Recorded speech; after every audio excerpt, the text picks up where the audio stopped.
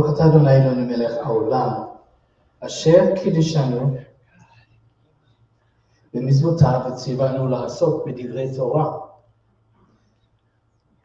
Blessed are you, O Lord our God, King of the universe, who has sanctified us with his commandment and has commanded us to be engaged with the words of Torah. O Lord our God, we ask that you make the words of your Torah sweet in our mouths and in the mouths of your entire people, the house of Israel. May we, our descendant and the descendant of your people, the house of Israel, know your name and study your Torah for its own sake. Blessed are you, O Lord, who teaches Torah to his people Israel. Blessed are you, O Lord, our God, King of the universe, who chose us from all people and gave us his Torah. Blessed are you, O Lord, who gives the Torah.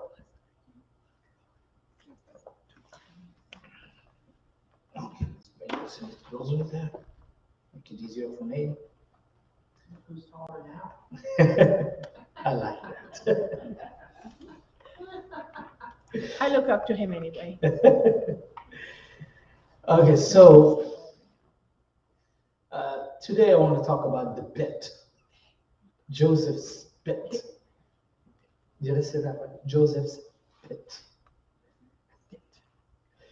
Okay, so because this week we're starting 4 portions that's all going to be about the story of Joseph.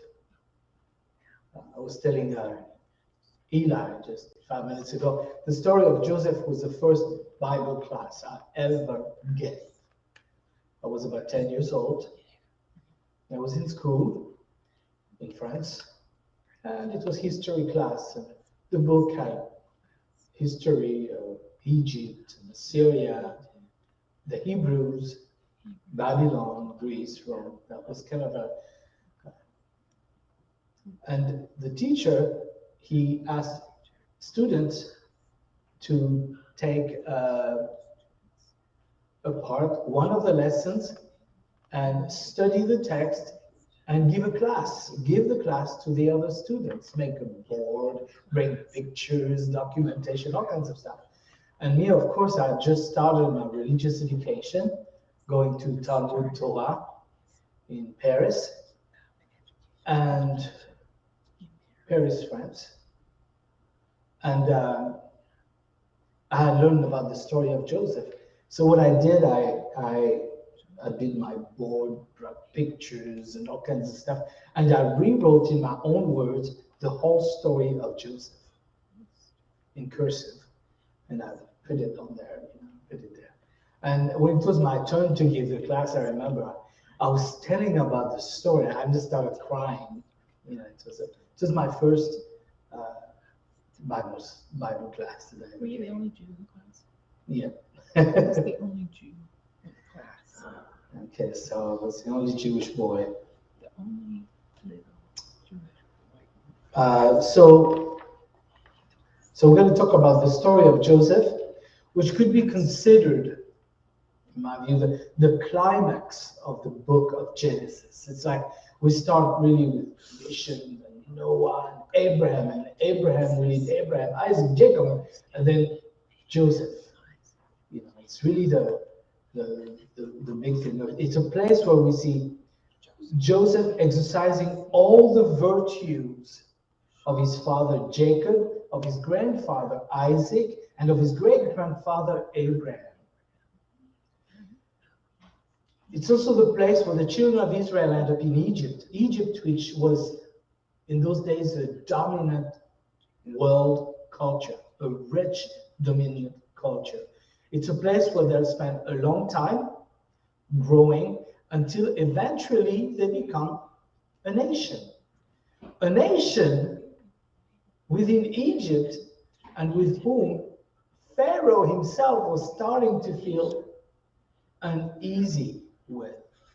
So he felt uneasy about them, so he felt he had to kill them. One of the stories in the Jewish text says that there was an astrologer, an astrologer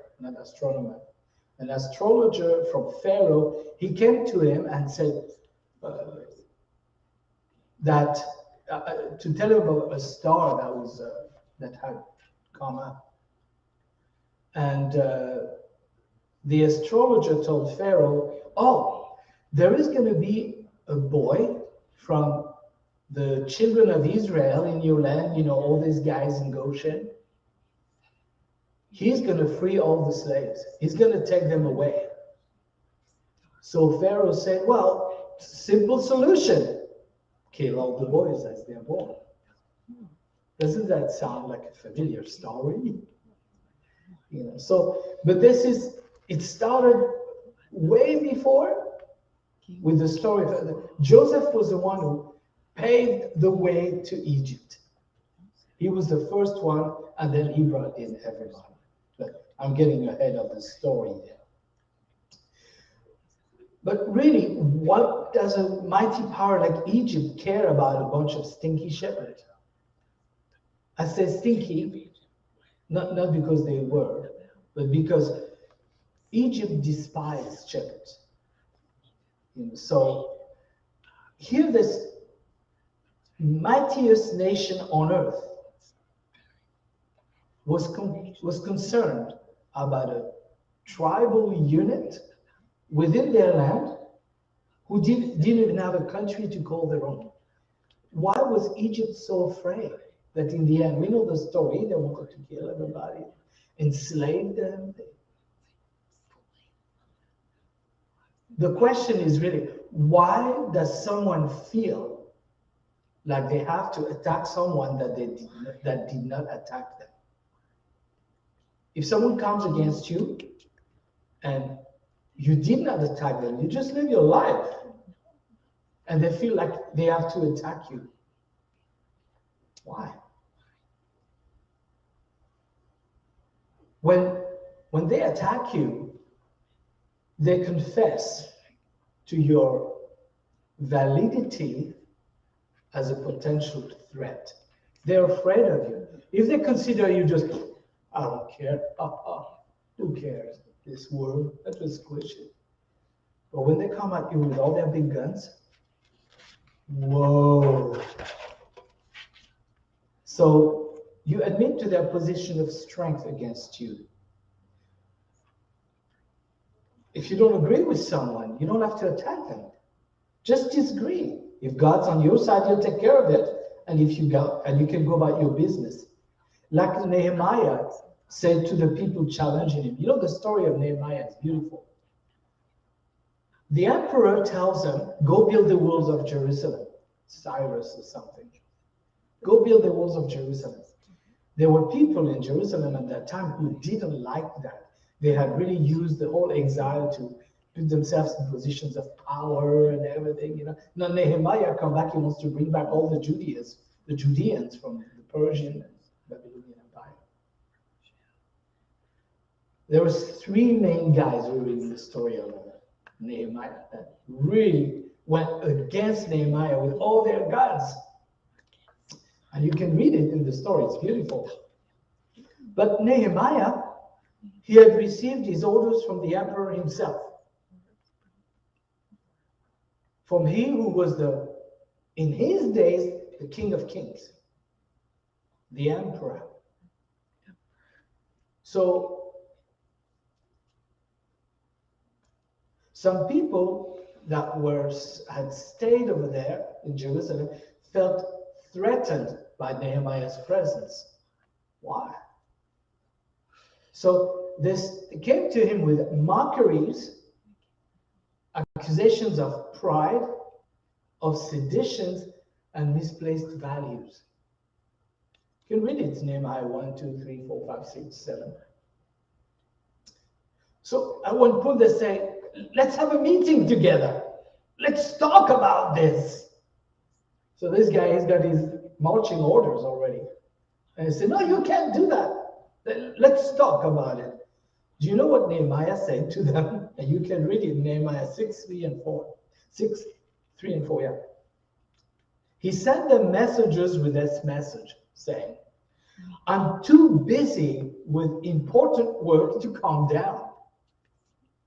Why should the work stop while I leave it to come down to you? And they kept sending this sort of message 4 times, and he answered them the same way.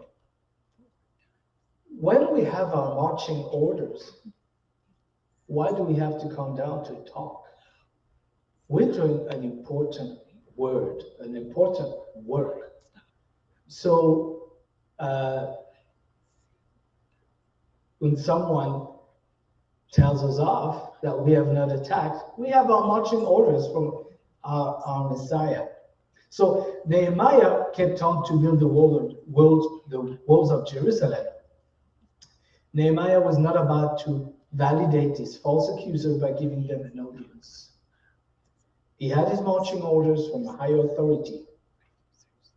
And in the end, his vindication came from Hashem himself. Nehemiah was a wise man. He handled things with a level head, not hot temper. In that, he was like Abraham and the rest of the patriarchs. That's why Hashem chose him for this work. But let's go back to Joseph, who also was a man who handled things with a level head, not hot temper. And in that, he was also like Abraham and the rest of the patriarchs, his family. He received his marching orders from Jacob. He was told, you're the boss. You're the boss. You know, like we have our marching orders from God of what we're supposed to do. People cannot come and tell us you do wrong. We have our marching orders. His brothers mocked him, denied his authority that he had been given by his father Jacob. That's what the long sleeve robe, coat of many colors, was about. It was a coat of authority, a statement of authority. They mockingly said to him, oh yes, you will certainly be our king. You'll do a great job at bossing us around. And they hated him all the more for his dreams and for what he said. That's Genesis 37:8. Their mocking turned out to be prophecy. Like they said, you know, you'll certainly be our king. That mocking, in the end, it became prophecy because he did end up bossing them around in Egypt. He became their king. I wonder if they remembered the dream that he had told them before when they prostrated before him in Egypt 20 or 21 years later. It's his father who had made him the boss over his brothers. It might look unwise and causing a lot of trouble for the father to put his, the Bible says it, his little protege, his favorite, to put him at the top of the tribe. It may look unwise parenting and say, oh boy, you're asking for trouble. But maybe Jacob was ahead of his time in that decision because God was orchestrating the whole thing. As unwise as it may have seemed at the time, it's God who had chosen Joseph to carry on the custody of the covenant. And when we look at Joseph and how he reacted to everything that's been thrown at him, we know that Jacob's choice was right. You know, so like Abraham, Joseph had the same level-headed temperament who did not resort to Esau's like violence and anger. We talked about the two inclinations, Jacob and Esau, last week. Joseph sought for peaceful solutions because he knew that ultimately Hashem was in control of his will. Joseph was yielded to Hashem's will in his life. For him to tell his brothers, oh, no, it's God who did it. Don't worry. That's extreme submission to God's will. Like Abraham and the others, good or bad, fair or unfair, he said to Hashem, not my will, but yours be done. That's the sign of somebody who is part of that same family, like Yeshua. And again, the legal firstborn rights were given to one who was not the biological firstborn, just like Ishmael and Isaac, and Jacob and Esau. Reuben was actually the first one who was the firstborn, but because he had an indiscretion with one of his father's concubines, he lost that place. Simeon and Levi also lost it because of the Shechem episode when they used circumcisions in order to kill everybody and avenge their sister. Judah was the next one in line. He was number 4. And when all of the other brothers wanted to kill Joseph, he said to his brothers in Genesis 37, 26, 27, "What advantage is it to us if we kill our brother and cover up his blood? Come, let's sell him to Ishmael instead of putting him to death with our own hands. After all, he's our brother, our own flesh." His brothers paid attention to him. So basically, he brought the other solution. In retrospective, we see that Judah and Joseph had become the heads of their respective families from their mothers. If you remember, there was Jacob and Rachel and Leah. Judah came from Leah. Joseph came from Rachel. And we have the two heads of these two families who are important to Israel becoming two nations, the southern kingdom and the northern kingdom. It was a prophetic situation. But it also started bringing in Jewish messianic ideas, the idea of two Messiah.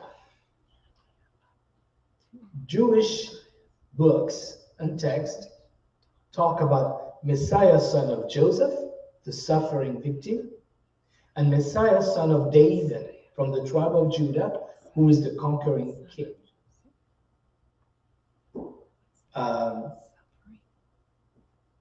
So, let me just skip that. We've often compared Joseph to Yeshua. Like Yeshua, Joseph was established as head over his brothers. By his father, he was sold. He was put into a pit, brought up, and then became ruler over a foreign nation, which is a very big similarity with Yeshua, who had been by his father established head over the people. And he died, and on the 3rd day resurrected and became the Lord of non-Jewish nations. Eventually, in the story of Joseph, his brothers come and recognize him. But today they don't recognize him. But like in the story of Joseph, they will recognize him at one point. He will take off all his makeup and whatever, his Egyptian garb, and say, "Ani Yosef, Achichem, I'm Joseph, your brother." It will happen. That's in the future. Israel will recognize their brother. So when we keep that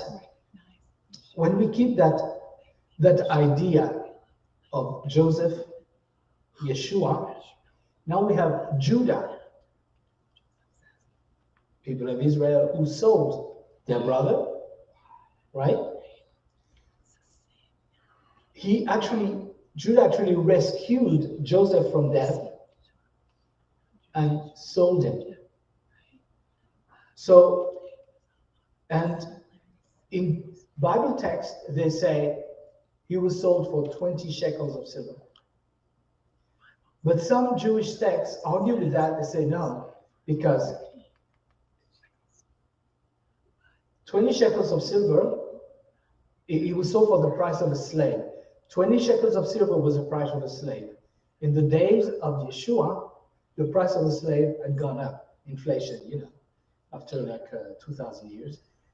Price of a slave was 30 shekels. So basically, both Joseph and Yeshua were sold for the price of a slave. In the days of Yeshua, 30 shekels was the new 20 shekels. Does that make sense? So, and that's information you can find in many Jewish texts. I'm going to bring up one soon. So, but I want to talk about Joseph's pit. Because in our Midrash, if you compare Joseph with Yeshua, of course the pit alludes to the grave. Yeshua spent time in the grave. There is an apocryphal book called The Testament of Zebulon, and it says that Joseph was in the pit for 3 nights. On the 3rd day, they brought him out. There is a lot of apocryphal writings that are not part of the Tanakh, but they're available to be found. And so Joseph being pulled out alludes to the resurrection. So I want to talk about resurrection. Many unbelievers, they disagree with that resurrection story. They even mock it. Unbelievers, Jewish and non-Jewish, they disagree. I mean, when Paul went to Athens, he had all those big philosophers and religious people of Athens, and he was making his presentation, and they were listening to him, they were working with him. Okay, we understand. Until the moment where he says that God resurrected Yeshua from the dead. At that very moment, they said, well, we'll hear you about that on another day, because they can't understand any other miracle and this and that, but resurrection from the dead, no. So it's very important event. And it is actually the one proof of the authenticity of who Yeshua is.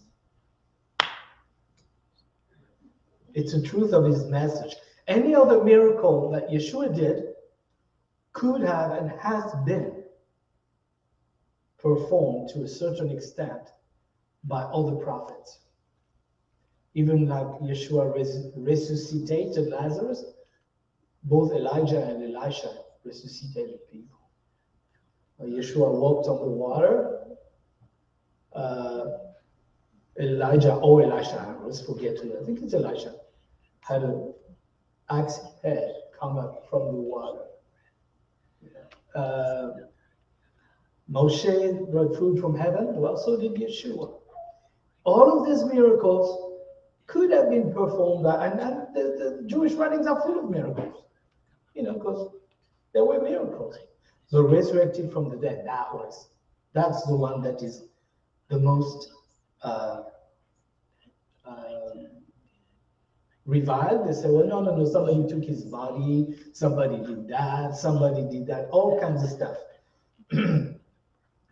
And on top of it, if we talk to Jewish people, they tell you, nowhere is it written in the prophecies that Messiah will die and resurrect. They'll always tell you that. So basically, they will tell you that us trying to make Joseph look like Yeshua in the pit and taken out as a foreshadow of Messiah. Say, no, it can't be. Nowhere is it written. They will always tell you that. Also, they will always tell you that Messiah doesn't come twice. He comes once and that's it. He comes once and that's it. They'll always tell you that. If you talk to a Jewish person, you know, they'll tell you, no, this is all fooey and everything. But you know what? These things are not true. These things are not true. Jewish midrashic, esoteric texts allude vastly to two messiahs. One, a suffering Messiah called Messiah, son of Joseph, and a conquering Messiah called Messiah, son of David. It is within the Jewish text. So some people say, yes, but it's two. It's not one who resurrects. And even that's not true. It is as one. So,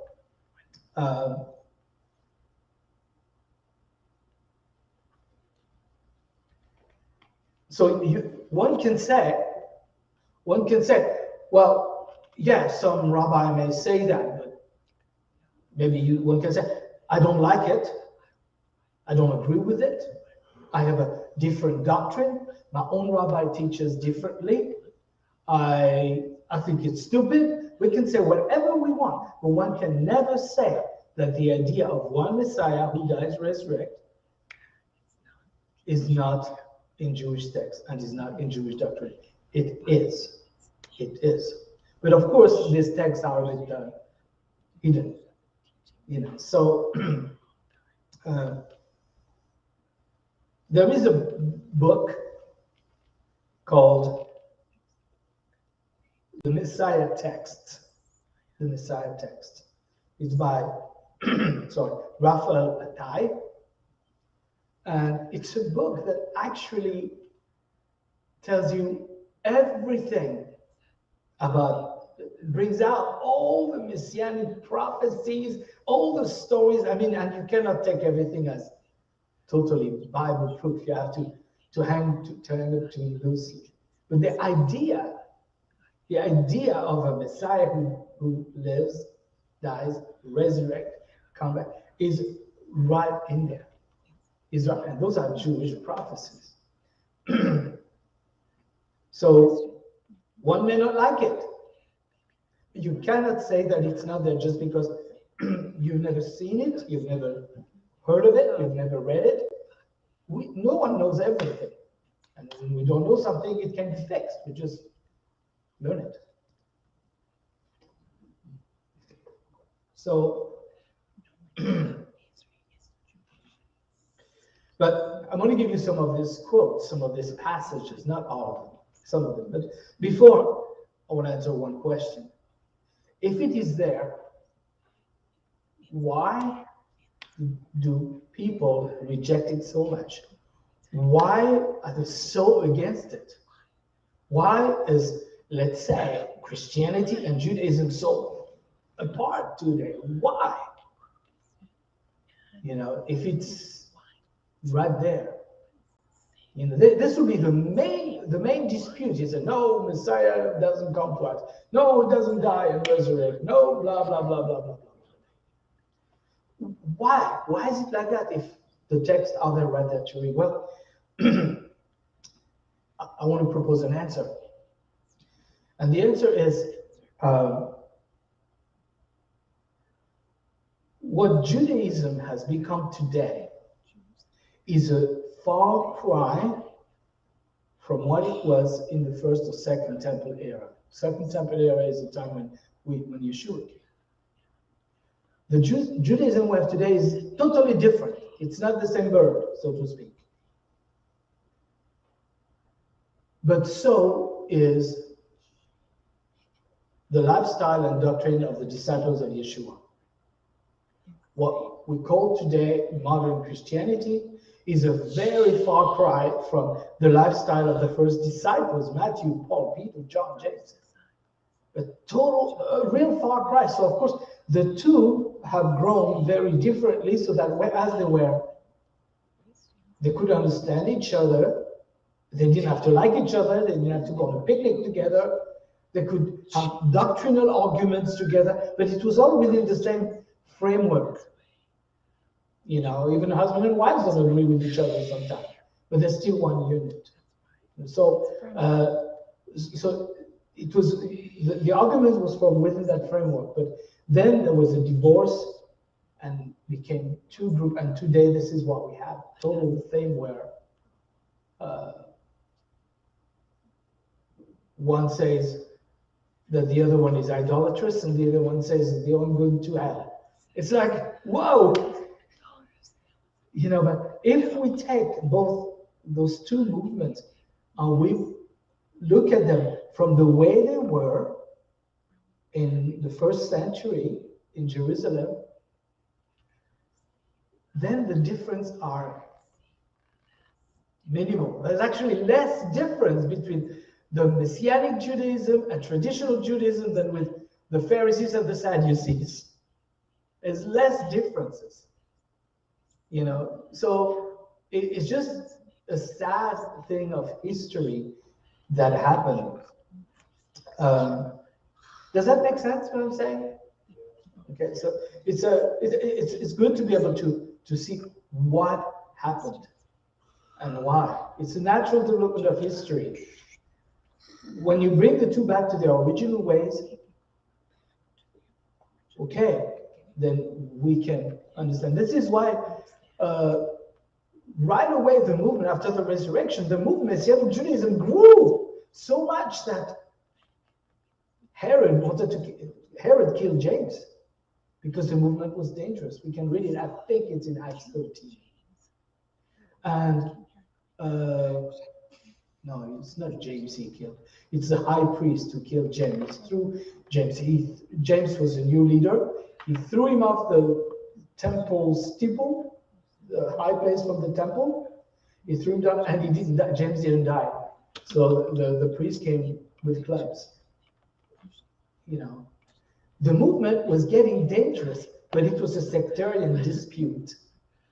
You know, so, and then Herod, the king of the Jews or something, he started killing some of the disciples too, some of the head guys, because the movement was becoming quite big. It was quite serious. It was like it was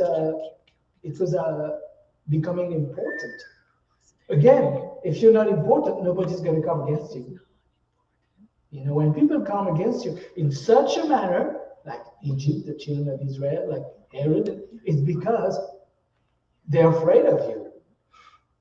You know, and if they're afraid of you, whoa. So, but the disciples in those days, they had no problem with the idea of Messiah coming, dying, and resurrected. In the road to Emmaus, he explained it to them. Right? He explained to them and they understood from the prophets and the scripture. He explained what happened to him.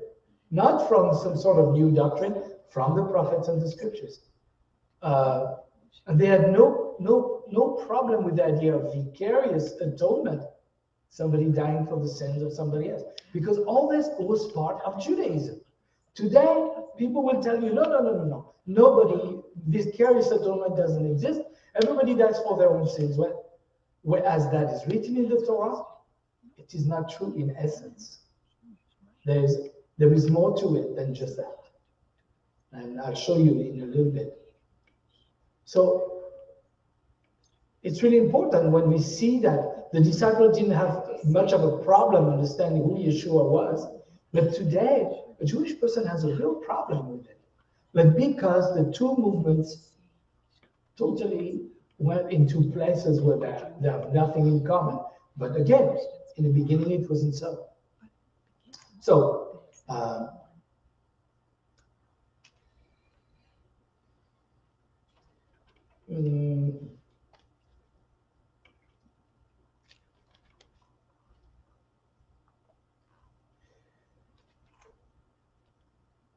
I went further down, I think, so now I need to find where I am. You lost? So there were disagreement between Pharisees, Sadducees, Messianic Jews, Essenes, Zealots. Everybody disagreed. You know, Judaism is a place where there is a lot of disagreement. If you don't believe me, read the Talmud, where the Talmud is a constant conversation, you know, where maybe that would be where that little adage comes from. 2 Jews, 3 opinions. But even that little adage, 2 Jews, 3 opinions, is actually quite true. Because when you look at it, for every issue, there's my opinion, then there is your opinion, then there is the right one, which is usually God's. You know, so yes, 2 people, 3 opinions. You know, there's my way, your way, and the right way. You know, so, but so I'd like to share some of this text with you. I thought you'd find them a bit interesting. You know, so, but of course I'm not going to go in depth. This is not something we can do this right now. So I'll share with you some things from the book called the Messiah Text. You can find it on Kindle. You can find it on PDF. You can find it. I have it on Kindle. So, and in that book, Raphael Patai goes through an extensive study of Messianic literature from the standpoint of classic Judaism, not modern Judaism. Modern Judaism would say, no, we don't want any of that. But it is Judaism. Sorry. It is from classic Judaism, from a Judaism that the disciples of Yeshua totally understood. Today, I think the disciples, the Jews of today would not understand the Jews of today. The Jews of then would not understand the Jews of today. It's a different burden, so to speak. So here's a passage that comes from, that is about Isaiah 53. Now again, today, if you talk to a rabbi and tell you, Isaiah 53, it's not about your Messiah, it's about Israel. The servant of Isaiah 53 is the servant. Well, you know, if you read Isaiah 53, the servant oracle of Isaiah starts in Isaiah 40. You start in Isaiah 40. And it goes on and on and on and on and on and on and on. And they say, well, it's all about the servant. The servant is Israel. But you know what? Hebrew has something that English doesn't have. Hebrew is a gender-sensitive language and a number-sensitive language. Here I can say you and you and you and you, and it's all the same words, either as a subject pronoun or direct object pronoun. I hope I'm not losing you with grammar. And you don't know if it's you a boy, you a girl, you a bunch of boys, you a bunch of girls and boys, you a bunch of girls. It's all you, right? But Hebrew tells you it has a difference between singular and plural. And sometimes the you that is used in the oracle prophet is sometimes a group of people, and sometimes is singular masculine. Singular masculine. Like you. It's talking to one person. And one time I showed that to a rabbi, you know, and he said, whoa, I never noticed. You know, it's really important. So Peter himself, in the book of Acts, I think it's in Acts 3, tells the crowds he's talking to, he says, you all know that man that died a few days ago. It was in Pentecost, so it was like 50 days ago. You know, and he resurrected, as is written in the scriptures. And what does he do? Bring Isaiah 53. Because Jews in those days believed that was about Messiah. But today, no. It's a sad events of history that do that. You know, so I don't even want to give any maliciousness to it. If there is, it's none of my business.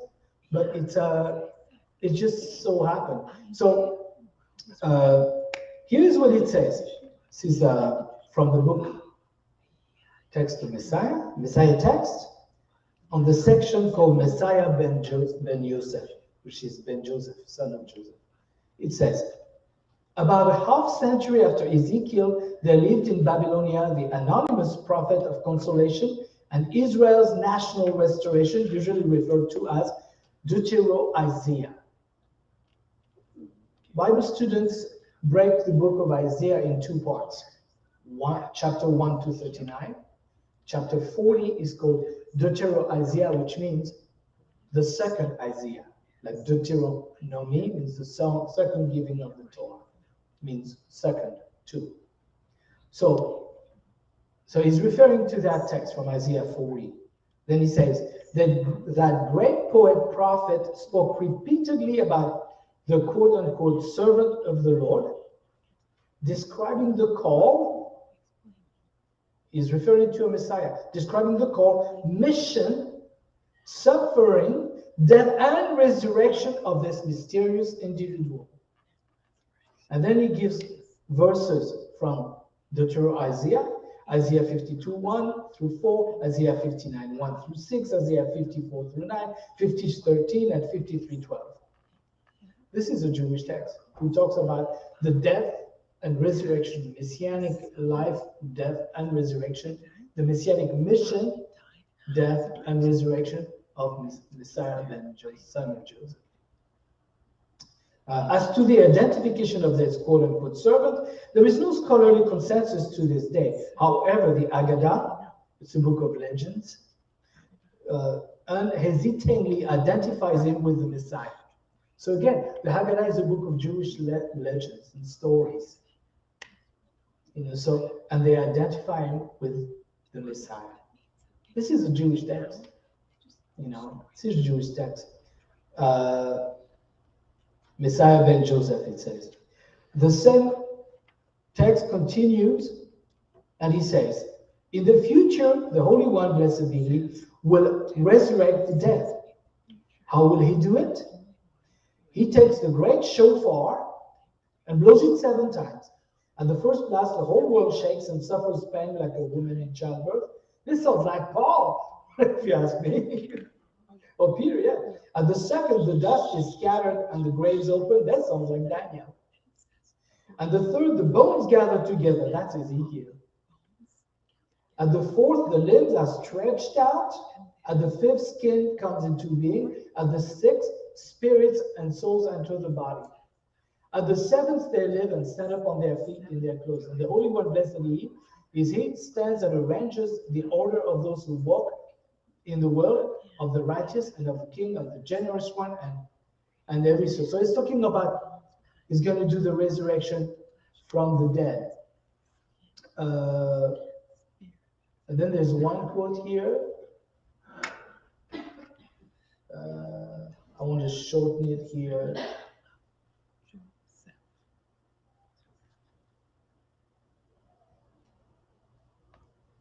He says, I wanted to have it. He says, the Messiah, son of David, who comes at the end, is going to resurrect Messiah, son of Joseph, basically. So they're talking, the whole thing, the whole thing, they're talking about the same Messiah coming in, and I don't want to read the whole thing, the same Messiah coming twice.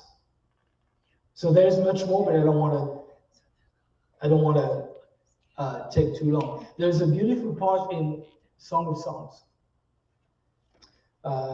It's called Song of Songs 2:9. That's also understood as Messiah coming, Eden coming again. And what it says is, my beloved is like a gazelle. Just as this gazelle, and then this rabbi explains, just as this gazelle can be seen and then again hides herself, so the first Messiah revealed himself to the children of Israel and then again hid himself from them. So these are Jewish texts which talk about this idea of the Messiah coming twice, Messiah and resurrection. And again, one can say, well, I don't like those Jewish sages who brought these things, but it's fine. But we cannot say that the idea of a Messiah who comes, is hidden, comes back, who resurrects, is not in the text. And if it's in the Jewish text, it can be applied to Yeshua. And this is very important. Vicarious Atonement also is one thing that people do not agree. Because it says somewhere, and I didn't get the verse, it says, every man dies for his own sin. But not always. That's for maybe the common people. Every man dies for his own sin. But not, the Torah is not the same for every person. There is laws that pertain to the common folks, some to men, some to women. And there's laws that pertain to priests. And there is one of these laws, when a man is accused of murder,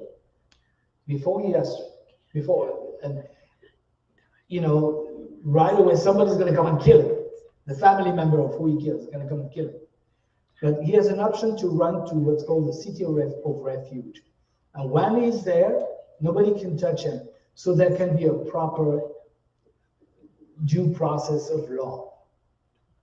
Evidence and everything. Is it an accident? Is it malicious? And to what degree? The city of refuge, but he cannot live there. If he steps 1 foot out, that's it.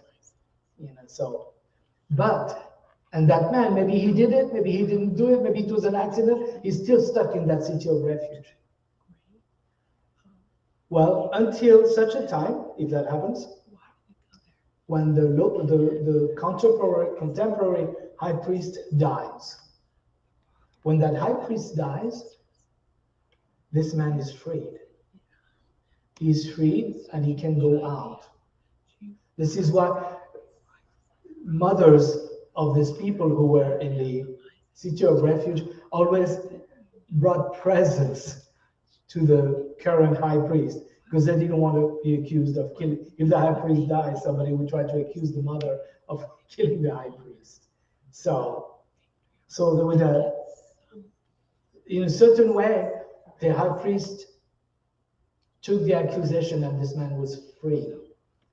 So it's also like Moses put his life on the line to save the children of Israel in the story of the golden calves. Abraham tried to bargain for Sodom through the virtue of 10 people. 10 righteous people would atone for the sins of Sodom. So, and there is a quote in the Talmud that also says, the suffering and death of righteous ones atones for the sinner. So that idea of the suffering and death of an innocent victim, like Yeshua, would atone for the sins of others, that was not something new for the disciples. It was something that was already there in the text, and still today is in the text. Actually, today, there's a time of the year where people go visit. Men, they go to the tomb of the patriarchs in Hebron, and women go to the tomb of Rachel near Bethlehem. And they do that because they consider these people are righteous victims who died from unnecessary suffering. And because of that, they have certain virtues that can be taken from them, that can be obtained, not taken, obtained from them. So basically, they believe that the death of the righteous atones for the sins of the sinner. And this is exactly the way we believe in Yeshua. He was a suffering, innocent victim who died a death not for his own sins, but for ours. For ours. He was the innocent victim. So even that part is really not different from what is practiced in modern Judaism today. So a lot of the differences are really based on politics and things like that. So going back to Joseph's pit, with all that, we can see that Joseph's episode in the pit, from which he was lifted on the third day, can be understood even through Jewish texts as an allusion to the resurrection of the coming Messiah, son of Joseph, the Messiah in the image of Joseph. One is free not to believe it, but if they don't, it's on them. Because without messianic resurrection, without a Messiah who resurrects from the dead, there is no resurrection for the rest of us. And if there is no resurrection from the dead for the rest of us, as Paul says, we are the most miserable of all creatures. So, and we have that faith that Yeshua, he did die, and that God raised him from the dead on the third day. Our Father, we thank you for that we can have access today to texts, and we can learn, and we can have intelligent conversation, intelligent discussion on how these things work. These are not easy things to tell, not easy things to express in a very short time. But I pray that these things work in our heart and let us know how you have worked your purpose for us from ancient times, even from the days of Joseph.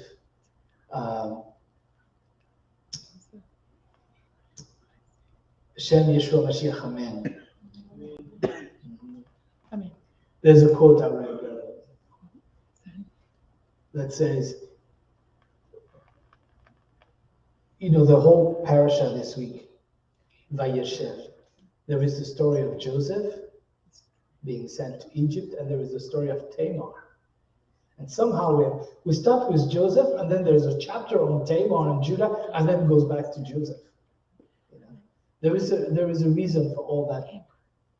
There's an order to that disorder.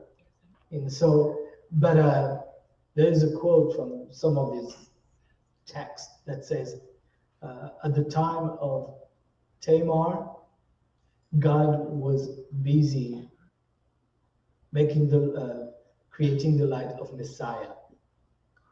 That's a Jewish text, because there's one of the sons that Tamar had is in the lineage of Messiah. So that comes from Judah, and Joseph was becoming a foreshadow of the Messiah, son of Joseph. I know it's very complicated, but I hope you get That's why we have dinner together. Yeah, and then we can talk about these things, okay? So anyway.